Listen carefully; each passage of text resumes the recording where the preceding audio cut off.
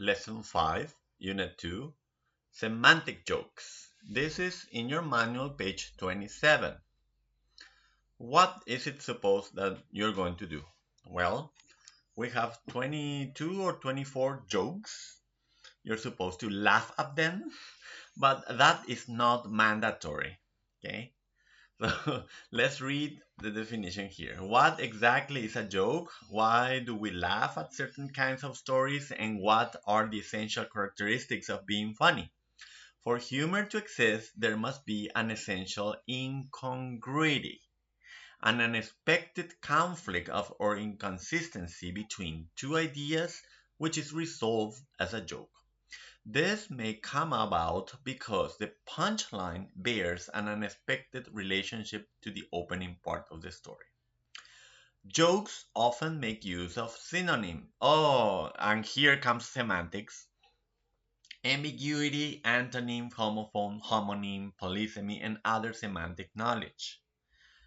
Talk to your partner. Well, you're not going to do that now because we're having synchronic classes, virtual classes. Talk to your partner and explain. This is the important thing. This is the task, people. So focus, pay attention to this.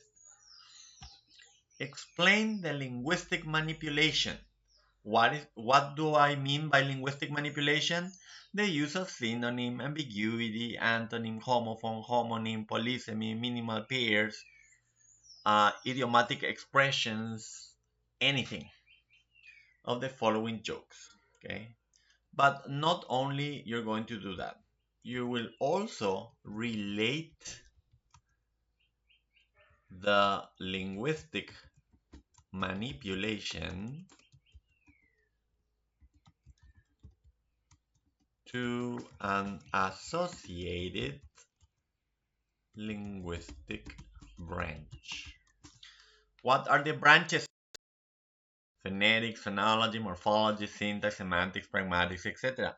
Okay, so if you find ambiguity, you will relate this phenomenon to semantics. If you find an expression, an idiomatic expression, then you will relate the idiom to pragmatics. If the joke has to do with playing with certain sounds, then you will relate the phenomenon with phonetics. That's how it works. Let's go over some of the jokes. A little boy was complaining to his friend, "My mom won't let me watch public television anymore." "Why not?" his friend asked incredulously. "Because it has too much sex and violence." Okay. This is the part where you're supposed to laugh. Okay. After you laugh, you think, okay, what linguistic manipulation is happening here? Why is the joke funny? Okay, here is the problem apparently, yes? This is a linguistic analysis of jokes, sex and violence, okay? So it sounds very similar to other words that we know, isn't it? So, sex sounds very similar to sex, isn't it? And violence, via schwa. I need a schwa here. Mm, do I have a schwa? Yes, I do. Violence sounds similar to another schwa. Violence.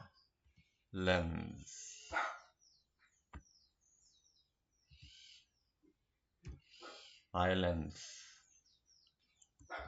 Like this. They sound similar. Are they minimal pairs? Hmm. They might be minimal pairs because sax and sex there is only one sound difference, one difference in sound. So yes, sax and sex are minimal pairs. What about violence and violence? Well, if we have this removed and we just use a syllabic n, where is it? This one? No, syllabic n. I'm not sure how to do a syllabic n, but like that. I suppose that's a syllabic n. Okay, then it will be very, very similar. The only difference will be the ending sound that will make that a minimal pair. If they are identical except for one sound, then they are minimal pairs. So you're supposed to write them. Linguistic manipulate. Oops, I'll change the font here. Linguistic manipulation minimal pairs. And then you need to explain which the words are. Some people, some students write minimal pairs and they leave it like that, and I don't know which words they're referring to. So, sax, sex, valens, valens. Like this. Associated linguistic subject or branch. Which one? Which subject of linguistics studies this? Phonetics. If you write phonology, it's okay too. So we're not going to discuss semantics here in the semantics class. Okay, and that will be the answer. This is what you need to write, to provide. Second one. A one-eyed man is watching a movie at the cinema. At once, the man sitting next to him tells him, I'm away for a moment. Would you please keep an eye on my seat? The one-eyed wonders, and how can I watch the movie then? Okay, very good. Linguistic manipulation. What do you think it is? You tell me. I'll wait. You tell me. What's the linguistic manipulation? Hmm? Yes, yes, yes. Very good. It's referring to keep an eye on something. To keep an eye on something. Yes, that's an idiom, an idiomatic expression. And what makes the joke funny? Because the one-eyed man understood the expression literally. Okay, keep an eye on something. What's the associated linguistic, not linguistics, linguistic because it's an adjective. Subject. Which subject of linguistics studies idiomatic expressions? Pragmatics. That pragmatics. One more.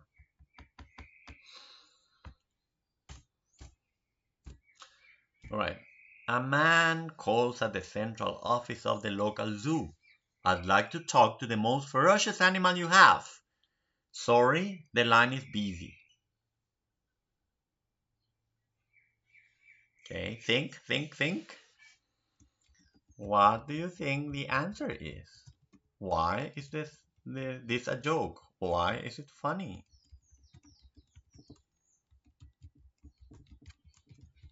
Think about it. Tell me. What is it? What is it?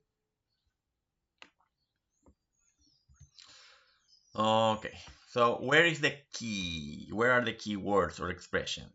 Here, here. This is the key. Okay. Whenever you call an office and there is a receptionist, a secretary, and you call to talk to the boss in an office, the CEO, and the secretary answers, she tells you that he cannot or she cannot answer back. What would she say? Okay, I'll put you through, I'll connect you, and then she will say what? Sorry, the what? Yes, the line is busy. This is the correct expression. This is the correct expression. You need to write it down because that's the evidence that you got it. You need to show me that you got it. So line and lion sound similar. Line, lion sound very similar. And they are appropriate for a zoo context, isn't it? Sorry, the line is busy. Okay, so similar sounds. This is not a minimal pair, but it has very similar sounds. Which subject studies sounds? Phonetics. Like this. Last one, and then I'll leave it to you. What is the difference between Metallica and Mike Tyson? Okay, in order to understand this joke, we need to be informed. We need to know what Metallica is or who Metallica are and who Mike Tyson is, okay, and what he did, okay. So we need context then.